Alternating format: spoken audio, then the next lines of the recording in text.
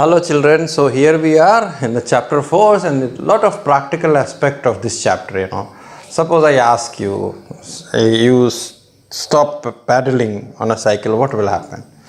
And your immediate response may be, sir, it will stop. But no, it will stop after some time. Or if you switch off the engine of a moving car, putting the gears into neutral, what will happen?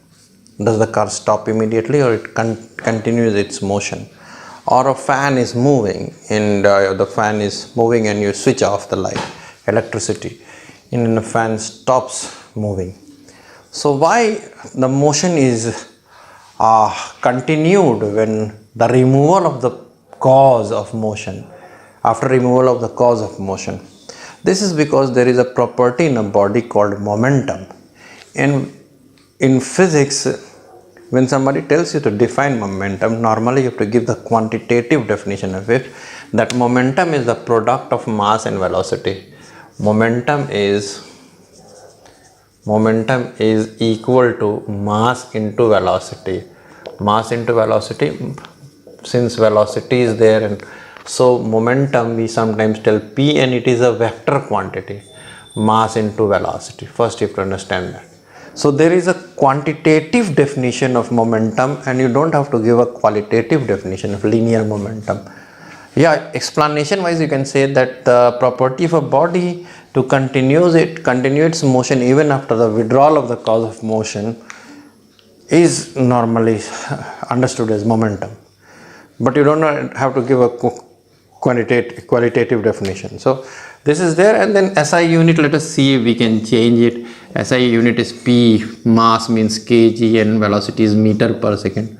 So SI unit of momentum, P I am denoting momentum. So SI unit of momentum is kg meter per second. On mine I wrote velocity by time. So this is like that. But suppose I try to do a little bit of manipulation here. I can write it as kg meter per second square into second. So this second will cancel out, so these two are equal. But why did I do so? It's very simple. Kg meter per second square is Newton. So SI unit of momentum is Newton second. Should I write it momentum? You are getting confused. Momentum.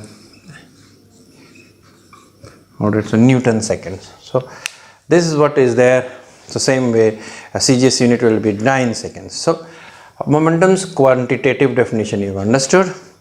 So now let us visit the Newton's second law, or the Newton's second law. What formula we obtained was mass into acceleration.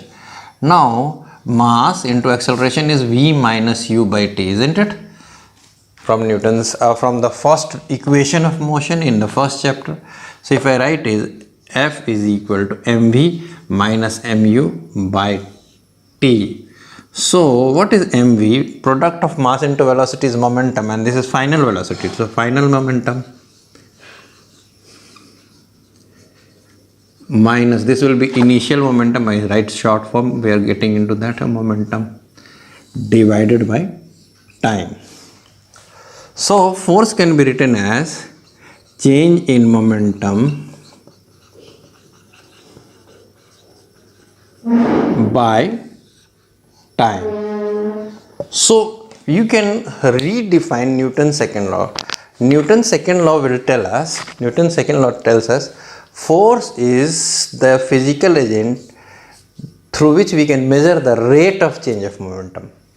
Change of momentum per unit time is what? Rate of change of momentum. So force is something which changes the momentum, and force can be measured by change in momentum per unit time.